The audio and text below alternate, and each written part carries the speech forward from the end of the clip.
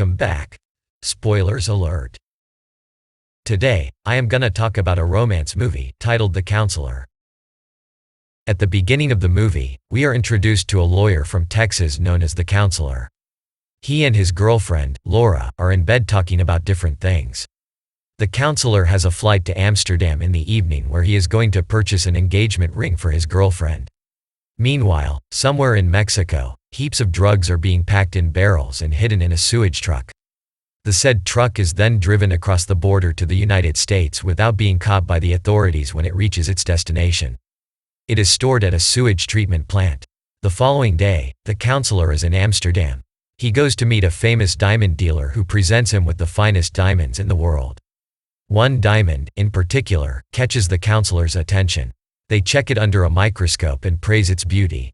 The two getting quite a lengthy conversation on topics ranging from diamonds to philosophy surrounding Judaism and its place in the modern world. After returning to the United States, the Counselor attends a party in Texas thrown by his associate, Rainer, and his girlfriend, McKenna. McKenna is a seductress who secretly only wants money and power. Rainer claims that he likes being with smart women, which is why he chose Mulcani. But because she is so smart, he doesn't trust her. He is a drug dealer who has connections with Mexican drug lords since the drug lords are ruthless when it comes to business. He has to be very careful when handling their belongings. The Counselor expresses his desire to join him in the business. They talk about an upcoming drug deal, which is going to be the Counselor's first before the Counselor gets into the business. Rainer warns him about the risks of working with criminals who would be more than happy to kill you if they had to.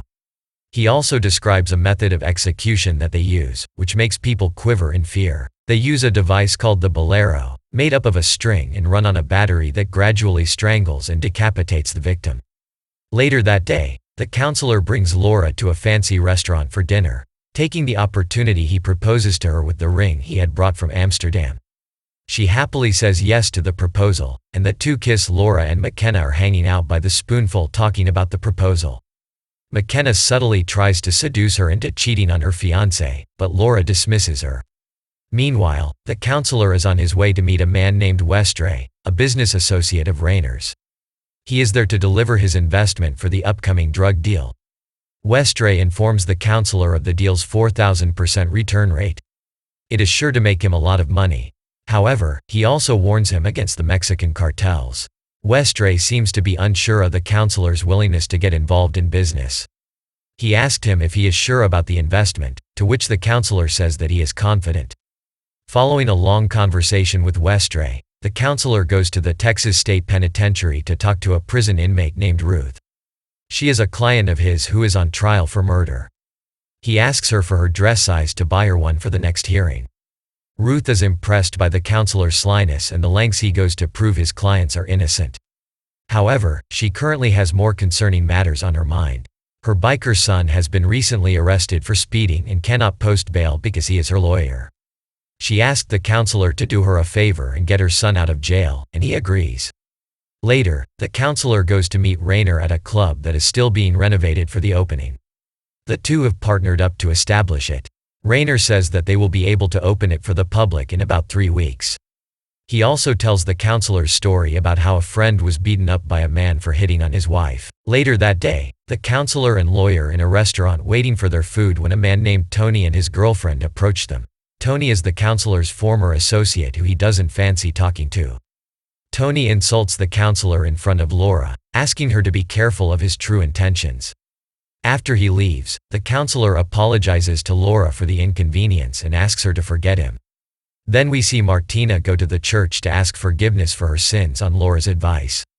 She wants to test the priest, but as she starts to talk about sexual intercourse, the priest finds out she is not a Catholic and asks her to leave somewhere else. Rein her in. The Counselor are at the club again, signing some papers and preparing for its opening. As they talk, Rainer tells the Counselor about his girlfriend's weird fantasies and the time when he witnessed her masturbate with his Ferrari California's windshield. When the Counselor asked why she is telling him about the incident, Rainer asked him to be careful with women because you never know their intentions for sure. Somewhere else, a man named the Women is setting up a wire stretched across an empty desert road to kill a valued drug cartel member known as the Green Hornet. He sets up the bullet, a device that Raynor had once told the counselor about at night when the Green Hornet is riding his bike. He falls on the trap and decapitated within seconds. The Green Hornet turns out to be Ruth's son, who the counselor had bailed out from jail some days ago.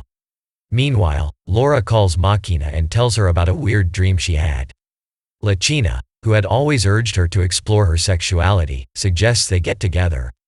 But Laura declines the offer the following day.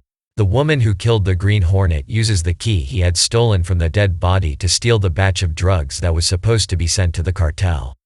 Such a huge robbery causes tension in the entire drug network. The counselor gets a call from Westray asking him to meet immediately.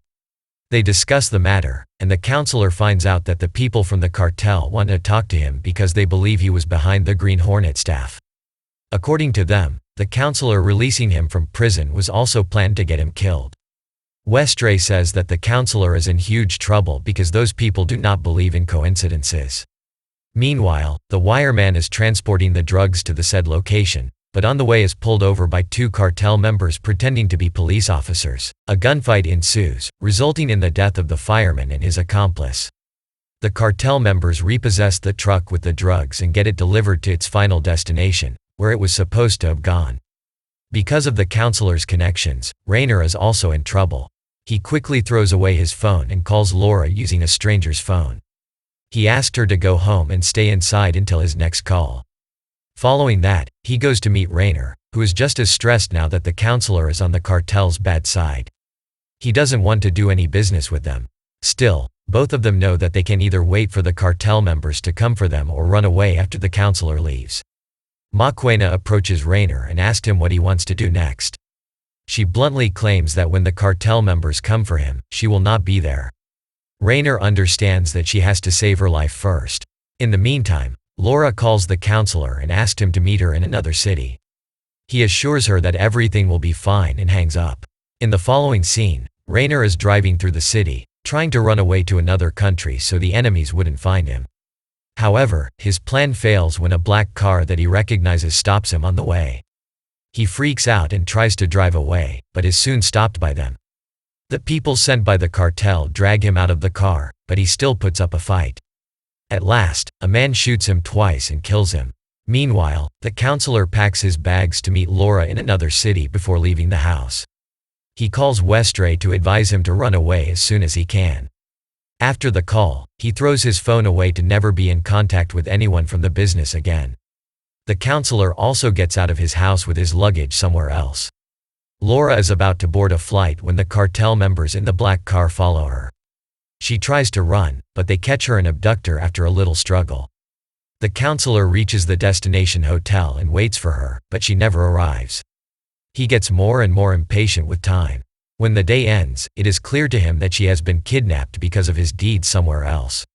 We see McKenna talking to someone on the phone. It is then revealed that she was the one who appointed the wire to steal the drugs and blame it on the counselor and Raynor. She is the mastermind behind getting Raynor killed and Laura abducted. However, the drug was later stolen by the people of the cartel again, so she still hasn't given up trying to acquire it. In a last-ditch effort to find his fiancée, the counselor contacts a high-ranking cartel member named T-Fi. He goes to visit him, but the man only allows him to call the counselor asked for suggestions on what to do next, but Hef asks him to give up. He also offers his life for Laura's life. Yet Hef stays on his grounds. The drug lord starts to teach him philosophy, citing the life and poetry of Antonio Mercado before hanging up. Haffa advises the counselor to resign himself to his fate that was created by the choices. After the call, the counselor is left hopeless. He has no will to live without Laura, who he loves so much. In the meantime, Westray lands in London while checking into a hotel. He meets a blonde American girl and is instantly attracted by her beauty. They talk for a while and decide to meet for a drink later. As for the counselor, he remains in Mexico, drinking till the end of the day and mourning Laura's fate. We see him having a mental breakdown in his dusty hotel room back in London, the blonde girl from earlier seen hanging out with McKenna. It is revealed to us that she has been appointed by her to seduce Westray and acquire his bank details and social security number.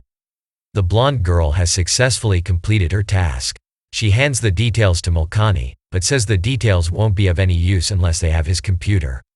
Then it hits her that Mulkani is planning to kill Westray to acquire his wealth. Not wanting to get involved with something so heavy, she doesn't take the money for her help. Later, Westray is walking down the street with the bag when a man runs to him and uses a Balido device on him. The man also seals his bag with the laptop. Westray tries to take off the device, but his fingers and throat are cut and he is eventually killed.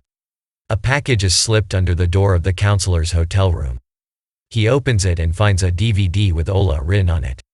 Realizing that the disc contains a snuff film of Laura sent by the cartel, he breaks down into tears in a dumping ground. Laura's headless body is thrown with the rest of the trash. In the last scene, McKenna meets with her banker at a fancy restaurant and explains that she wants to move to Hong Kong with all her money. Thank you for watching. Don't forget to subscribe for more content like this. Like, comment and share. Bye.